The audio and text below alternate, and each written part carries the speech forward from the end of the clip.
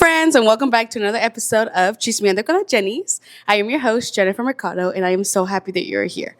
On today's episode, we have a very special guest with us today. She works here at McKinsey Real Estate, and she is a mom of a 1-year-old. I knew that. So please help me welcome Miss Allie. And I'm going to put a little clapping, please. Hi. Allie, tell us who you are and a little bit about yourself. So my name is Allie. I have been working here at McKinsey for about three and a half years, something like that. And yes, I am married, mom of a little boy. He is about a year and a half, and he is the light of my life. Yes. How did you feel like? Because whenever you did have your little baby, you were in your peak of real estate. Yes. What do you say? Yes. Yeah. How did it feel transitioning from like not having to take care of absolutely anyone to having to become a mom? Hard. Yeah. It was hard for me to like give up a lot of the business. Like people around here, they make a joke that I was literally writing offers and doing contracts like before I gave birth, like in my hospital bed. So business meant a lot to me. So it was kind of hard to stop that and go like full on mom mode. But over the last almost 2 years, I think I've finally figured out like a good routine. Yeah, and I feel like you do once you start like, because it's something new. It's something new in your life, and you're just like, whoa, like, because that's how I feel like right now. I have absolutely no responsibility other than to my partner. But I feel like once a kid gets involved, it's just gonna like smack me in the face, right? Because now, like Cece always tells me that I don't work. Like I really don't have any responsibility to work for. Not like you guys. You guys like have to like hustle in here, and you guys do have to like do 10 times the work maybe. And not saying that I shouldn't. I'm not saying that because I could, and it should be that way. But I feel like with me, there's no urgency.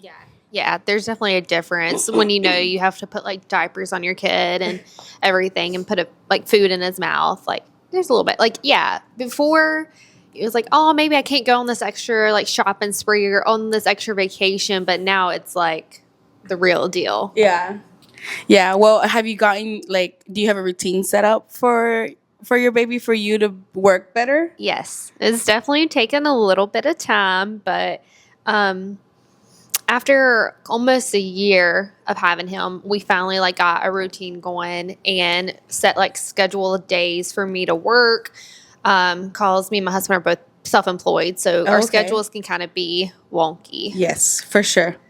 So on today's episode, we did want to hit the topic of friendships. I feel like friendships are they're a beautiful thing that you can have in your life until they're not. Yeah. Until you have a friend that literally isn't your friend anymore. No, but on a more serious note.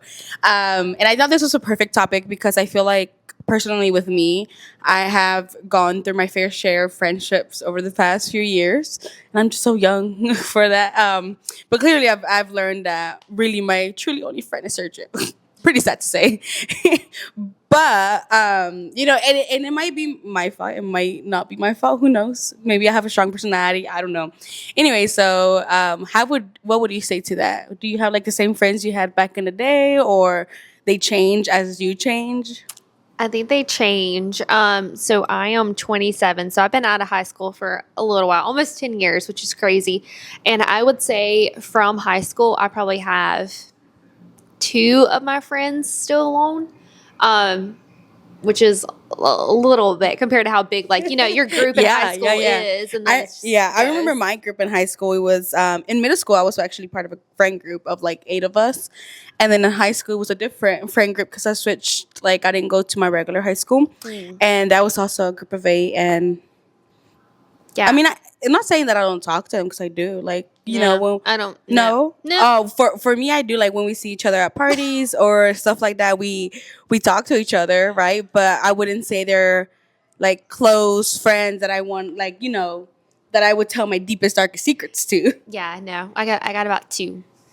And then I have one other friend that is from Charlotte, North Carolina. So not even from here. Like I am born and raised Asheboro. But we met at the beach when we were 5 years old.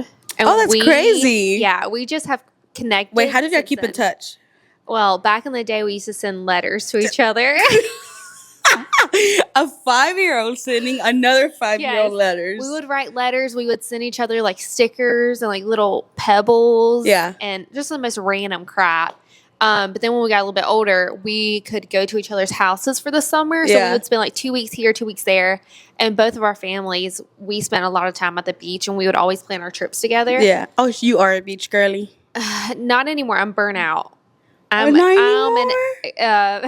Oh, yes, you were the one that said, this is Allie. She said that her family would always go to the beach every summer. Yeah. And now she just doesn't like it. Yeah.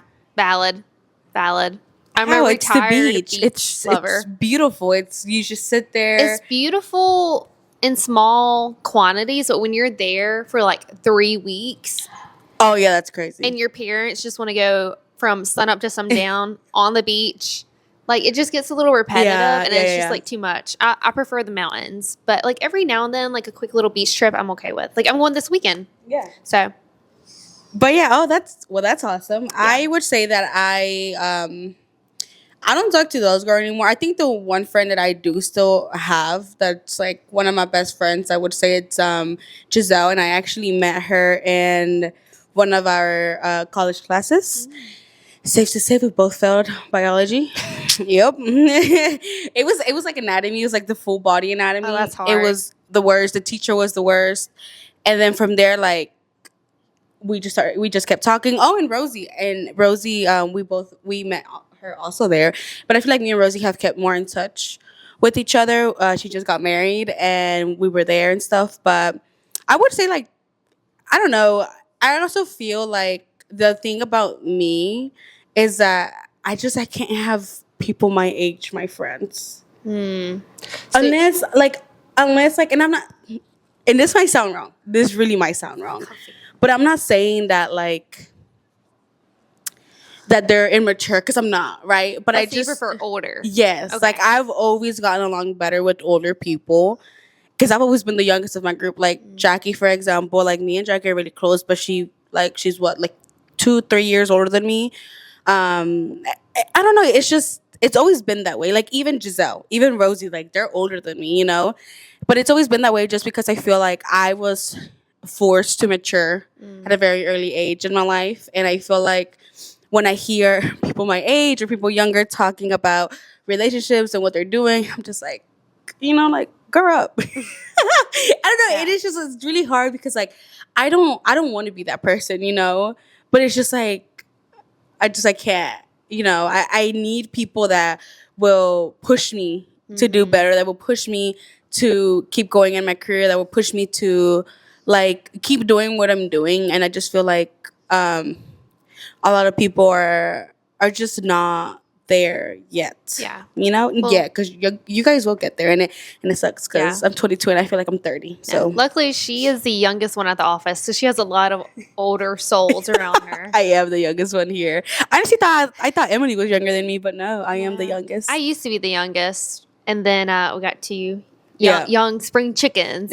and now I'm an old person. Now she is an old head here at McKinsey. I'm 27 and I'm old. I'm just playing. What do you look for in a true friend, and how has that changed over time? Oh gosh.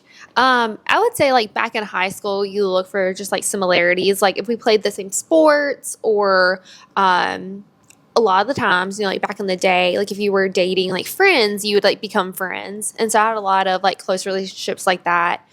But as I've grown up and we've kind of like broken apart and things like that, like my one or two really close friends still to this day, it's just been constant, like checking in, like whenever one of us get married or one of us has a baby, like they never left. And even if it would have been a month, 2 months that we have not talked, it's still like, hey, do you want to catch up? Do you want to go grab a coffee? And you just pick back up like where you left off. It's not like this, oh, do you hate me because you didn't answer my text? No, I'm busy. One thing about me is that I suck at replying through text message.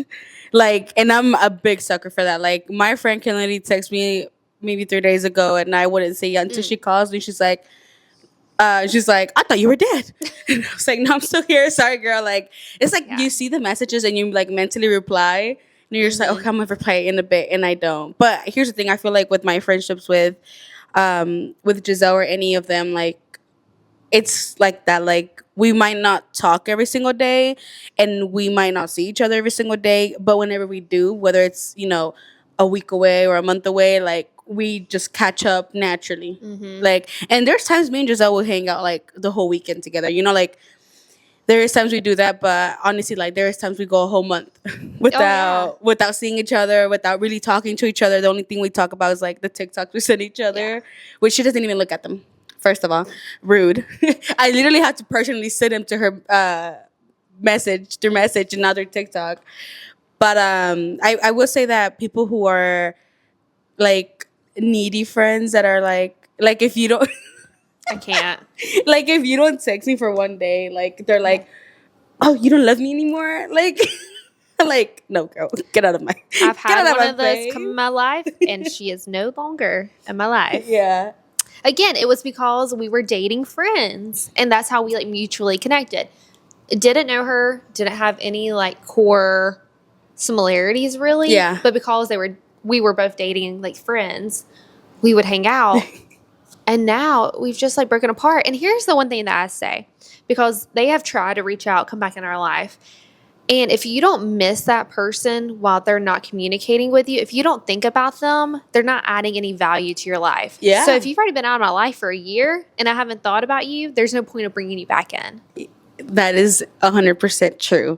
How do you feel about the friends who they tell you something? So, for example, I tell you something about my partner and you tell me something about yours, right? And I go and tell my partner what you told me about your partner. How do you feel about that? I feel like Say it, it's, Allie. it's the only right thing to do. Yeah. I mean, But here's the thing. I feel like it's the right thing to do if you've been dating them for a very long time. yeah, Or if you're married to them. right. But I feel like if you just started to get to know this person, why? Yeah, I feel like, I hate to say it, but if you tell me, unless you like specifically say, do not tell anyone, like nobody at all, this is like huge. Settle. Like, Yes, I will not tell anybody. But if you're just like, hey, did you hear this? Or so-and-so did this. No, my husband is 100%. He knows all. Yeah. He doesn't care. It's just like, hey, I've got to tell somebody. And I know that you don't know these people and you don't care. So you won't like tell nobody. yeah. It's a free pass. Yeah, I definitely feel that way too. Like, I do tell Sergio almost everything. Like I said, like Addie said, if you tell me not to tell anybody, I won't tell him. Like he will not know. But if it's something that we're talking about or anything like that, I'll, mention it to him like this happened. Like, because one thing about me and Sergio is like, we will literally sit there and like know the whole drama, like sit there and like look at it.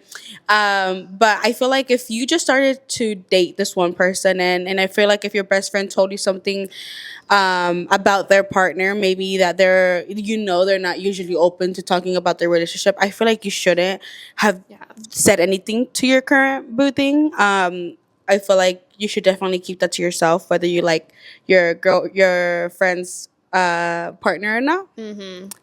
Because it's not very friendly of you, I feel like. Yeah. And sometimes it's hard for me to think like about those situations because I've been with my husband for 10 years. Yeah. So like I can't even fathom like having a little boo thing on the side, be like, oh, did you hear this? It's like our lives are intertwined. So it's like he knows this, I know this. And like all his guys, his bros, I know your secrets. I know. Me too. Me too, though, because here's the thing. Sergio doesn't have many friends. He's really like, I wouldn't say antisocial, but he prefers to keep to himself. He prefers to stay home and play video games and stuff. And that's something he will admit to you in your face. Like, he does not hide that part of him. He will literally tell you, like, oh, no, like, all I do is this. And he goes to work, right? And he pays his bills and stuff. But he very much doesn't have that many friends. He does like his high school friends or whatever, but like all his friends are, they've done like they don't have a very good present life. Without going any further, because like literally almost every single one of his friends has gone through some things that I'm just like, I'm so glad you don't hang out with them. I can't. You Yeah, I know? can't even imagine. Yeah, I'm just like, okay, but we're not here to judge. Only God can judge. Anyway, after we just did a whole spill of it, have you ever had a best friend that you've known for a very long time? You guys got really close real quick, and you trusted this person, with your whole heart, and they ended up betraying you. Like, how do you go about forgiving them, and do you ever go back to that same level of friendship? Well, that's hard. If we're talking like modern day friendships, not like the petty like high school stuff, like, oh, she like texted my boyfriend, whatever. Like the next day, you're friends again because you're like, Yes. whatever, right? Yes. But here in the last couple years, I have lost a friendship that I thought was really strong.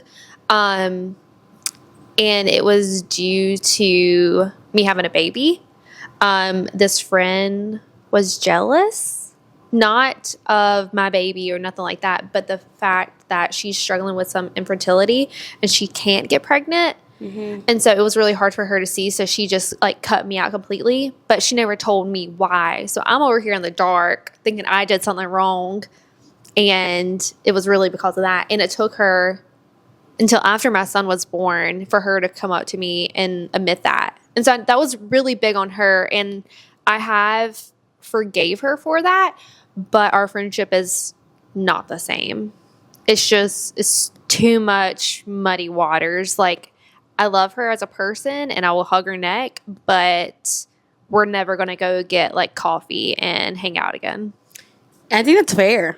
I think that a lot of if you go watch the podcast before this one, it talks about infertility and how people feel whenever they're going through the IVF treatment and stuff. So if I will leave the link down below. But I think with that, I have personally never tried to get pregnant. I have personally never tried to become a mom. I'm not ready for that. I will honestly, like, I know it's a blessing and I know a lot of people will be lucky, but I would cry. Mm-hmm. I would just fall to the floor and just It changes your cry. whole life. But no, but it is a blessing. It is, like, a baby will always be a blessing. Mm-hmm. But with that, I just think that that's crazy because like I said, the podcast before this one, my friend was saying how when she would see other people get pregnant, like she wouldn't feel jealous of them, but she would just simply ask, like, why not me? Yeah, I've been there, and it's fair. It's fair to ask that. It's fair to find this so like so unfair. Mm-hmm. But I just feel like when God is ready, like when God puts a baby in your life, it's because you're ready. 100%. You know what I mean? But if God at this very moment isn't giving you a child, if God in this very moment isn't blessing your womb for it to carry a child, like it's for a reason. And I feel like a lot of things that are in life happen for a reason, and it's so hard to understand that. Like it really is, more whenever you're in that state of mind. It's really hard to understand, like why would God allow this, or like why would this, what? And even if you don't believe in God, you're asking the universe, like, why, right? So I mean, that's definitely crazy. More if she was your best friend, because best friends at the end of the day are like sisters. Or am I wrong? No, yeah, we were really, really close before we got pregnant. But then on the other hand, you have friends who were fully there supporting you, coming to your showers, asking like, how are you feeling, bringing you food. And then when the baby comes, coming over to your house, wanting to meet them, where the other people were just like cutting you out because of their emotions. And their emotions are valid, 100%. Like, I understand they need to feel like what they need to feel, but cutting somebody out and not giving them an explanation can really hurt. So just give them a heads up. I've had to do this whenever we were struggling with infertility. I had a cousin who got pregnant and she was talking about it, and I had just had a miscarriage, and I just told her, I'm so happy for you, but this is really hard for me to see. So if I distance myself, that is why. And even a simple explanation like that would have made that friendship go a long way. It would have, yes. And not just cut it off so hardcore. And I just Yeah, I don't, I don't know how to speak on the behalf. I'm not going to, but Yeah. that does suck. But I mean, it's like you do for end up forgiving a person, you just never truly forget. Yeah. You know, like that happened for that. Like I had a very close friend for the past like 2.5 years. We were like this, or at least I thought. Maybe it was me. At least I thought we were like that. You know, we shared a lot of things, and I feel like I just never imagined that me leaving would cause like for us not to be friends at all. Period. You know, which at the end of the day, like I understand, I get it. You know, like you get hurt. You know, and you're just like, but it is hard. But I feel like at the same time, I did hear, you know, a few things being said about me, and I just didn't like that neither. So even if, like, we were to end up talking again, I don't think it would be the same level of friendship, and I don't think it ever is. Can you truly be friends with someone who has fundamentally different values? Ooh, that's a good question. I feel like you can be friendly with people who have different values than you, but that like strong bond of like a ride or die friendship, I don't think so. I feel like there's always going to be a piece missing if you do not share like the same like hardcore values. I 100% agree with you there. I feel like and this is like we're not going into political shit right now, but this is definitely like showing up right now with the whole Yeah. presidency thing. Right. I think that a lot of people are seeing, you know, who their friends are and who they're not. And honestly, like to me, I feel like this whole presidential debate shouldn't define your friendship. No, It shouldn't define your friendship, your relationship, or your family with your family, right? We all share different beliefs. We all share different values. Of course, some of us are very passionate what we believe in, and we speak our mind and stuff. But I feel like with me, I would never let it affect my relationship or my friendship, but I would definitely like yeah, voice my opinion on it. yeah, you should definitely feel comfortable voicing your own opinion. And then if it's like this big blow up thing, then maybe it's not the person that you want to talk to about that. Keep it very light, keep it very casual. But then you do have those set of friends that you can really dive into and be Yes. like, ooh, did you hear this about this person or this? Like, you got to read the room. Yes, and I feel like it goes with religion as well. Yes. I feel like, of course, we're not saying that. Well, I'm not saying that just because they're from a different religion, you can't be friends with them. No, like that's dumb. You know, religion is just that. But I feel like if I had a friend that didn't believe in God, that didn't believe in, you know, the things that God has created and the things that we have now, like I couldn't be friends with No, him. not like best friends. I mean, No, not best if friends. it's like friend of a friend, or if it's like a workplace friend, then you can definitely be friendly with them. You can go out to lunch, you can grab coffee, but it's not the people that I'm spending my free nights out in the town with. Exactly. No, And I feel like that's very important. Yeah. It's also very important to know who you're surrounding yourself with. yes, what they say, the closest 5 people around you are you. Yes. They're Yes. an extension of you. They really are. But yeah, you do have to be very careful who you surround yourself with because you just never know. You just never know. And I feel like we're super particular on who we invite inside our house. I don't know if you and Jesse are, but Yes. we definitely are. Like, if we don't know you, honey, you're not coming over. You know, like very little people know where I live, and it's for a good reason. Yes, definitely. But Ali, would you like to add anything else to this?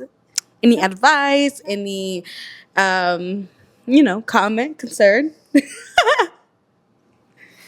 I don't have anything. You don't? I don't think so. Okay, that's totally fine.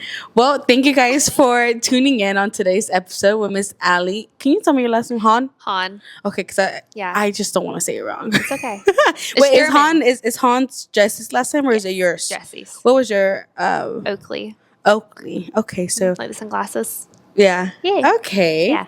Well, thank you so much. Me not knowing her last name. Sorry. I do know her last name. I always say names wrong. Yeah. A lot of people mispronounce it, so it's okay. Okay. Well, at least, I asked first. But anyways, thank you so much for tuning in on this episode. I really hope that you enjoyed it. And I'm really thankful for Allie for being on this episode and Thank taking some time you. out of her day, even though I was late today, to be part of it. Like I said, if you've missed any other episodes, they'll be down in the link below. Don't forget to like, comment, and subscribe if you're on YouTube. If you're on Spotify, thank you for listening on there. And I really hope that you enjoyed it. And if you have any other recommendations, I'm more than happy to hear it. So bye.